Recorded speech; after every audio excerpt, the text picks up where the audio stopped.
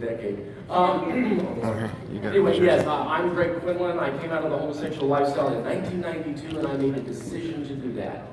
I lost 100 of my friends and acquaintances from AIDS. I'm a nurse, and I watched many of them pass away. I stopped counting after that, and there have been many more since then. Just a few months ago, I buried another friend of mine who had AIDS, who had come to the Lord. So as a nurse, I was very active in the homosexual lifestyle because of the AIDS epidemic. I got involved with the Human Rights Campaign Fund, as it was called then, the largest gay and lesbian political organization in the country, ranks as the ninth largest of all independent political action committees, and is chiefly responsible for the billions of dollars in AIDS research and support money that comes from the federal government. I still remember the commercial.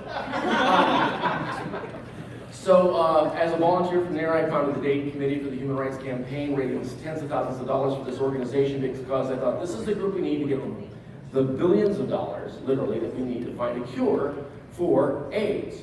But I also got hooked in after time. It didn't take long, but after time I was into the entire homosexual agenda. But I was very dissatisfied, discontent. I was watching television, a lot of those Christian, shows, the lady with the pink wig, and Jesus the Lord. Then there was Jim and Tammy Faye Baker, The Rivers of Mascara. There's always good entertainment, and there were a couple of others that were out there, but they had testimonies of people who had left the homosexual lifestyle. And two things were happening, and double-minded man that I was. I said, that's a lie, that's not true. And in the same time, in my heart, I was saying, God, is it true? I don't have to be gay anymore. So it was that Thanksgiving weekend in 1992 that I gave my heart back to Jesus Christ. It's been a journey ever since. So I know I look 28, but I'm 58. and so it has been a journey. I've been at this a good long time. I'm past president of PFOX.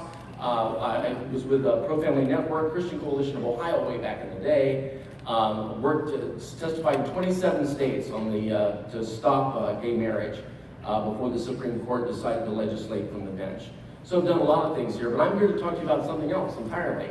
But before we get started, I just want you to know, I was on a missions trip with Stephen Bennett Ministries in 2006. It's been over a decade now.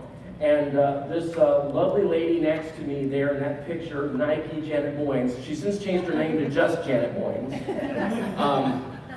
And that's us in Israel there at the World Pride event. And we were there to be missionaries, to witness to these people who were there for World Pride. And we were there during the war. There were 2 wars going on in Israel at that time. It was a fun event.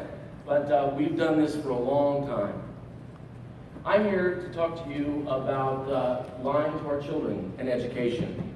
And I'm going to explain this real quick with my experience to tell you how this all happened, how fast it's come about. And a lot of this has happened because parents have stayed quiet. HIV/AIDS, what does that have to do with education? It has to do with everything. You know, what is it, Saul Alinsky, never let a crisis go to waste? Well, they didn't. When the AIDS epidemic hit back in the early 80s, early to mid-80s, they took this and used it to their advantage. HIV/AIDS was a gold mine for the homosexual agenda. And I'm going to explain to you why. In the early 1880s, when HIV came to America, the homosexual activists used the crisis of HIV/AIDS to their advantage. Safe sex.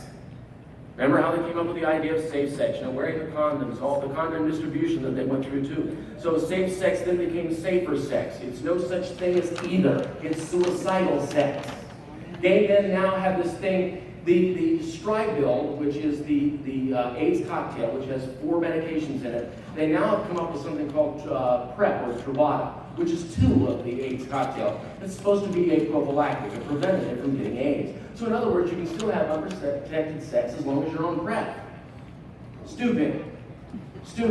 It's a mutating virus.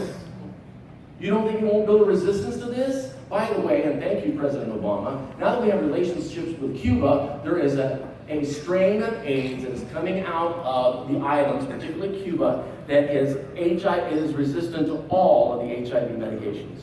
All of them. So, that's for the first time in America, the general public found out what a dental dam was. None of us knew what it was until AIDS came along. How to protect yourself with oral sex. This is going to be graphic. I want to warn you ahead of time. I'm not here to be X-rated, but I'm here to tell you the truth. We can't hide anymore. Then we have sex without intercourse, where we were teaching kids in school through the sex education curriculum how to masturbate. That's exactly what we were doing. How to have sex, how to rub up against each other, how to help each other, mutual masturbation. This was what we were telling our kids to do so that they wouldn't get infected with AIDS. Do you see how this was just the boondoggle, the gold mine for the LGBT to recruit kids? Because sex is extremely addictive. I'll talk about that in a minute too. Sex education with instruction and operation on anal, oral, and vaginal sex, and that started in the 80s, went through really big in the 90s, and it's still going strong today. And what they would do is they would bring in gay activists to teach them about dental dams and how to apply a condom. Social engineering. So they brought in the hate crimes laws. So if you don't agree with me, then obviously you're a hater, and then you have, violated my civil rights. I can do civil lawsuits. I can file complaints with the Division on Civil Rights if they do in New Jersey. All these things that are there. And of course, they worked very hard politically to make sure that in many of these states, the appointees or the heads and the directors of these divisions on civil rights happen to be out and open homosexuals. Think you're going to get a fair hearing? Anti-bullying laws. I'm from New Jersey. I'm a missionary to New Jersey. I'm originally from Ohio. God sent me to the Garden State, and I argued with him all the way there, but I lost the argument. So, being obedient to the Lord, I'm a Garden Stater. Registered in the minority of the Republican Party in the Garden State. We have this anti-bullying law. All done to also react to a crisis of a young man who decided to jump off the George Washington Bridge and kill himself because his roommate decided to film him having an intimate encounter with somebody of the same sex. So they took that and put in the bullying laws. The bullying laws are designed to silence anyone who has anything to say negatively about homosexuality. Okay, outlawing heterosexual therapy. Now that started in California, and I stopped in New Jersey because that stopped with me. Let me explain to you what I just said. You know the therapy bans that are going on all over the country, these therapy bans. Do you know what that really means? Heterosexual therapy is illegal to minors in the states and municipalities that pass this. Heterosexual therapy is illegal. Illegal. Outlawed. That's a little one-sided, isn't it? How can that be? But that's what they've done. Heterosexual therapy is outlawed. Because do you know the fantastic story that came out in New Jersey? We were sitting and I brought ex-gay therapists, one from my own state, Dr. Tara King, and others, and parents who came and testified against that bill. We had this fantastic story about a man who claimed to be a woman, and he talked about, and he was reading his testimony, word for word. Now that's the first thing. Because when you're somebody who's experienced some real trauma in your life, I remember a lot of the trauma that's happened in my lifetime.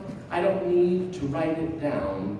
It's all right here, and I can express it right from memory by rote. So this guy is reading it. He talked about how he was from Toms River, New Jersey, and that his parents sent him to an Assemblies of God concentration camp called True Directions. Now, I happen to be an Assemblies of God minister. I'm sitting there going, wait a minute, I'm from Ohio. There wasn't any camp called True Directions. We had this one camp that was a converted farm, and the boys' dorm was a converted chicken coop. And he talked about electroshock therapy. I said, really? The only time he would have gotten electrocuted is when it rained through the chicken coop. And you remember those long wires that held down the incandescent bulb? If you touched that thing, you might have got electrocuted. But that was the only electroshock therapy you got there. The other therapy you might have gotten is that if you weren't the first one in the shower in the morning, every shower was ice cold after that. All right? So it was ridiculous. Talking about IV therapy to induce vomiting at a church camp? Who does that? That just never happened. And the horrors of horrors, and I'll give him credit for this, he had to flirt with the opposite sex. That is intimidating, I get it, okay. But no, that was the horrors there. We found out, we couldn't figure this out. It was so fantastic, you gotta be kidding. We're looking for this True Directions camp, and we're going all over the place, and then finally, Richard Cohen finds it. It came from a movie starring drag queen RuPaul. He read word for word, scene for scene, scenario to scenario about this camp from a movie.